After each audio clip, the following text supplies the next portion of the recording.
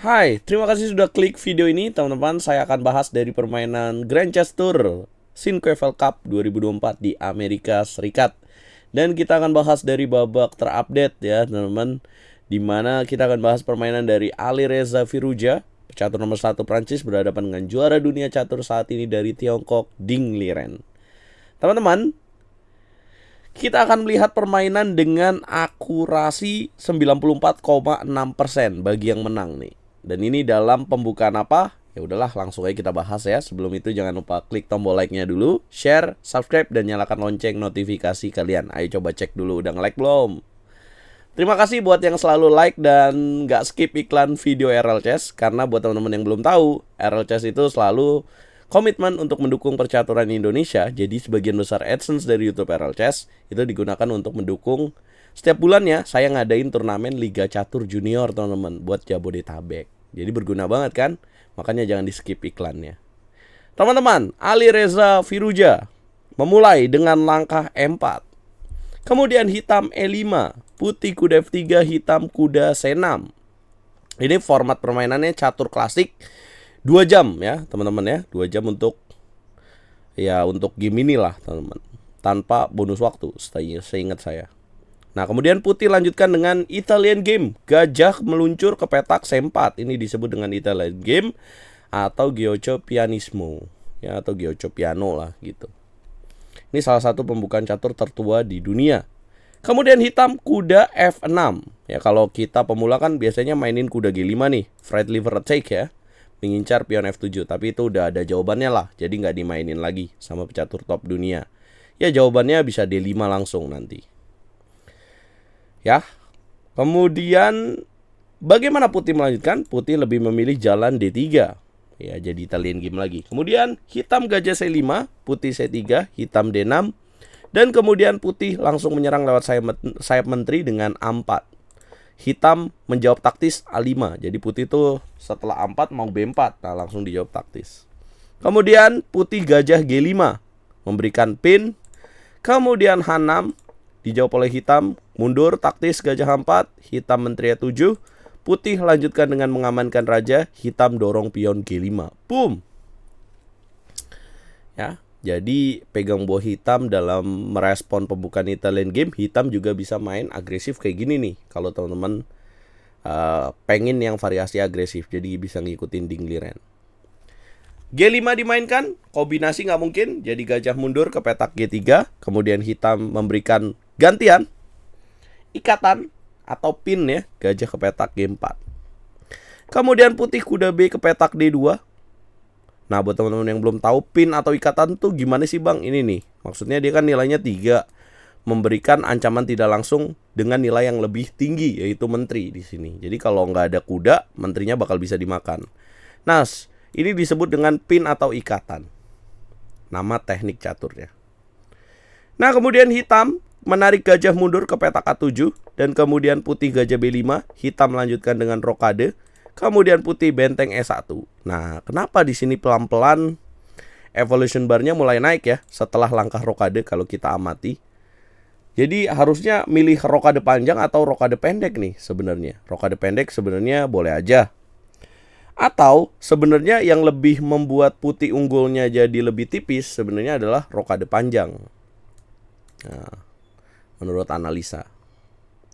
Jadi lebih bagus sebenarnya kalau mau buat keunggulan putih menipis ya rokade panjang. Tapi ya ini ada ancaman gajah makan kuda, kayaknya serem juga ya secara prakteknya gitu. Kalau kita mainin gitu, jadi lebih pilih rokade pendek. Nah, kemudian putih benteng E1, hitam kuda ke petak H5 menyerang. Dan kemudian putih menggeser raja ke petak H1 dianggap langkah yang salah. Nah, coba temukan langkah terbaik untuk hitam di sini. Karena juara dunia catur Ding Liren pun tidak menemukan langkah yang tepat. Atau tidak memainkan langkah yang tepat untuk membuat dia unggul. Yap, harusnya di sini hitam bisa mainkan langkah agresif setelah kuda H5 yaitu F5. Dengan tujuan mematikan gajah di petak G3. Nah, tapi kalau direspon makan gimana tuh? Kalau direspon makan, maka bisa dihindari dulu dengan menteri ke petak G7. Apa unggulnya? Let's say di sini putih mainin langkah apa ya? Ya mungkin langkah terbaiknya menteri B3 skak gini ya. Kemudian hitam akan respon raja H8. Nah, jadi ini lebih enak buat hitam ya. Jadi kalau misalkan di sini putih melanjutkan dengan H3 gitulah ya, gajah makan F5, nah ini udah enak buat hitam, lebih aktif. Lihat aja lebih ngancem. Ya, bisa dobrak lagi lewat G4, gajahnya juga aktif di petak K7. Nah, tapi Ding Liren tidak melihat itu. Yang namanya juga manusia ya, balik ke mode pertama. Dia memilih langkah kuda ke petak G7 dan membuat putih mainkan langkah H3. Jadi tetap keunggulannya milik putih. Langkah ke 15. Maaf nih kacamatanya lagi hilang, jadi agak susah ngeliatnya, soalnya -3 nih. Kemudian gajah ke petak H5. Kemudian putih gajah C4, hitam mainkan raja H8. Kemudian putih gajah ke petak D5, mengunci gajah di petak center. Kemudian hitam kuda D8. Kemudian putih lanjutkan dengan mendobrak D4. Ini adalah saat yang ditunggu oleh putih ya, dimana ini untuk menghentikan kekuatan dari gajah A7. Mendobrak petak center, hitam F6, menjaga struktur rantai pion. Ini dijaga terus. Ya, jadi solid buat hitamnya. Lalu, bagaimana putih melanjutkan permainan? Langkah kuda ke petak F1 di langkah ke-19 dimainkan. Hitam mainkan langkah C6, putih menarik mundur gajah ke petak A2. Hitam mainkan kuda D ke petak E6, putih naikkan kuda ke petak E3, manuver. Kemudian hitam benteng A ke petak D8. Kemudian putih kuda G4, ya, lebih bagus kuda F5 sebenarnya di sini. Kemudian hitam raja H7, putih mainkan gajah B1, ancaman tidak langsung ya dari gajah B1 terhadap raja H7. Hitam respon dengan gajah G6 taktis, putih mainkan menteri D2, hitam mainkan kuda F4, langkah yang salah. Ya, seharusnya lebih baik di sini dengan memainkan langkah gajah kembali ke petak H5. Ya, bolak-balik aja, atau mainkan langkah menteri ke petak F7 dengan kuda F4. Apa respon terbaik putih yang harus dimainkan, teman-teman? Ya, karena putih juga tidak tepat. Ya, harusnya di sini putih bisa memukul kuda di petak F4 apabila dimakan dengan pion G. Maka putih dapat lanjutkan dengan kuda H4 mengancam gajah apabila gajah mundur ke petak F7. Maka putih dapat mainkan langkah kuda ke petak H2, manuver lagi.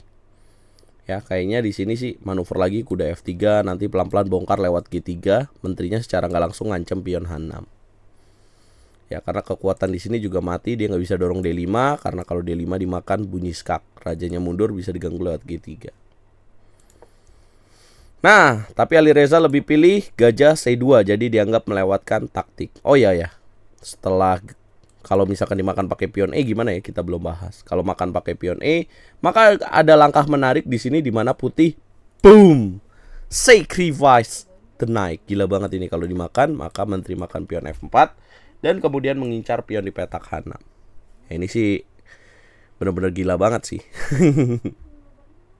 Ya, kemudian gajah C2, hitam menteri E6 juga dianggap melewatkan taktik. Harusnya di sini gantian. Hitam bisa unggul dengan kuda G naik ke petak E6. Ya. Ding lagi-lagi tidak tepat, dia mainkan langkah menteri E6. Dan kemudian putih benteng AD1 sama juga melewatkan taktik juga. Jadi dua langkah ini benar-benar saling salah ya, benteng A ke petak D1, padahal tipis salahnya. Ya, harusnya di sini masih berlaku gajah makan kuda di petak F4 yang tadi. Kemudian H5 dimainkan, putih mundur, kuda G ke petak H2, hitam menteri F7 dan putih kuda H ke petak F1. Hitam melewatkan kesempatan unggul, dia tidak mainkan langkah benteng F ke petak E8. Hitam mainkan langkah kuda mundur ke petak E6.